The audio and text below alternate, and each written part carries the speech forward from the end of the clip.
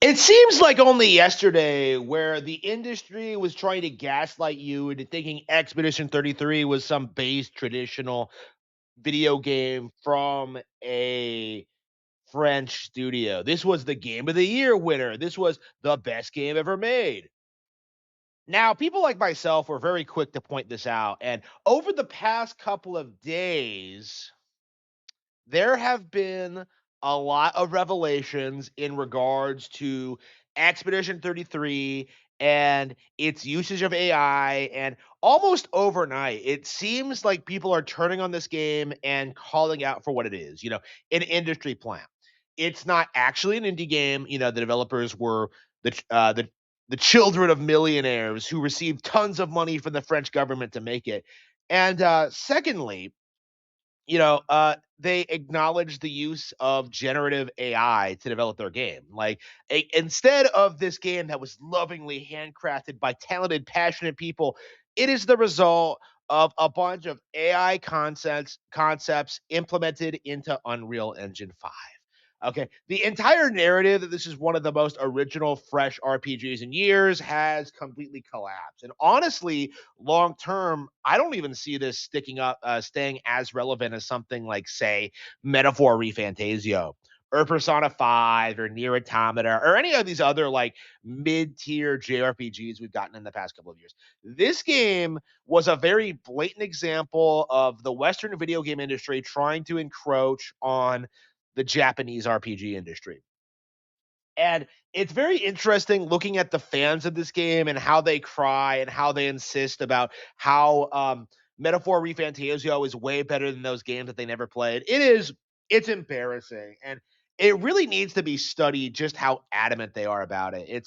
It's no different than the X-Play days when they would glaze all these random Western developed games while attacking all these really popular, successful Japanese franchises. Like, it's weirdly bigoted in that way how much these people hate Japanese games, but it's interesting to see like how more and more people are starting to notice things about Expedition 33 and start to point out like the reality behind this game. We've talked at length about the AI usage and the funding, which makes it not indie but a normal studio game. But now we have to talk about some of the weird meta aspects to this. The things you see on social media sometimes, the allegation that Expedition 33 was an unwoke game. This was a completely based DEI free product that had nothing to do with wokeness whatsoever. And without even playing it for myself, without even knowing anything about the plot or the characters or the setting, like, I can tell you that that's not true. And here we have the first example of that being the case. Was created with respect and tolerance by teams and partners from diverse backgrounds, cultures, and perspectives. The exact same message you would get at the beginning of the original Assassin's Creed, the most woke video game IP ever made. And this seems to be the trend now, is every single time one of these new western like video games come out, they do this thing where they try and gaslight people that like, oh, this game isn't woke, it's the most base thing ever, and then they make it woke for the sequel. Like every single time we saw this with Kingdom Come Deliverance and Ghost of Yotoi, and we saw this with like so many other games over the years, The Last of Us Part 2 even, right? Like, that is the general trend when it comes to these games, is that they try and lure people in with this weird false pretense of like making games for the love of making games, only for it to become like, pure corporate propaganda. Like every single time we see this, and this is how it starts. Let's see. It's just so hard to just not say anything about intersectional politics when making statements. They're getting ready to sell for the sequel, just like Vavra did with Kingdom Come Deliverance 2. The DEI foundations are already in the game, just not in the open. So, yeah, so that's the interesting thing about this, is that like we're starting to see people like notice the patterns. Like, It's really interesting to see how this game didn't blow up the way that I think a lot of people were expecting. Like, this didn't become like the next Baldur's Gate 3 or the next Skyrim, anything.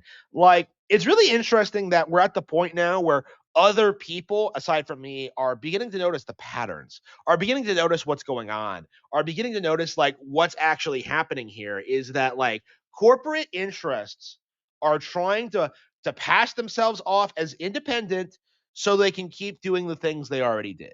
Okay. They are calling these lower budget productions independent games so they can sell and so they can sell you this illusion that there are some like wildly creative original products when in actuality if they were branded as AAA products nobody would buy or support them because like if it doesn't have a gun or a ball in it PlayStation and Xbox fans don't care. So this is a really interesting situation in which we're seeing kind of a shift from the traditional model of PlayStation and Xbox.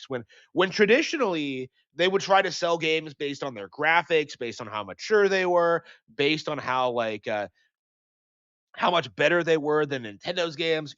Like they would try and like gaslight you into thinking that like their games were way more mature and sophisticated and things of that nature. Now they're trying to do it a little bit differently where they're trying to like, lower the budgets. They're trying to like streamline the visuals. They're trying to like create the illusion that like these are games with lower budgets that are coming from small teams. Like they're trying to generate the same kind of passionate audience that Nintendo has. And you can kind of see this with the past like 5 years or so of game award shows where they've tried to push games like It Takes Two and Baldur's Gate and this like trying to steer the industry away from like the far superior Nintendo games. And it's very interesting looking at something like Expedition 33 because, something like Xenoblade Chronicles I think kind of emphasizes what Expedition is trying to do, but better, where it actually does have a unique setting. It actually does have unique themes. It actually does have a well-told story and unforgettable characters. Like it's kind of shocking how much better Xenoblade Chronicles 3 actually is than Expedition 33, but got none of the praise, and in fact, actually was wildly hated from a big section of the population. And to this day, it's not something that really gets the attention it deserves. And the same could be said for like games like Bayonetta 3 and Mario and Luigi Brothership. Like there are all these Nintendo RPGs that are way better than this, but get absolutely no attention whatsoever because the entire gaming industry hinges on this idea that Nintendo is constantly failing and that only PlayStation and random third-party studios can save us. Like we see this all the time from these people. And it really does need to get called out for what it is that Expedition 33 absolutely is an industry plant.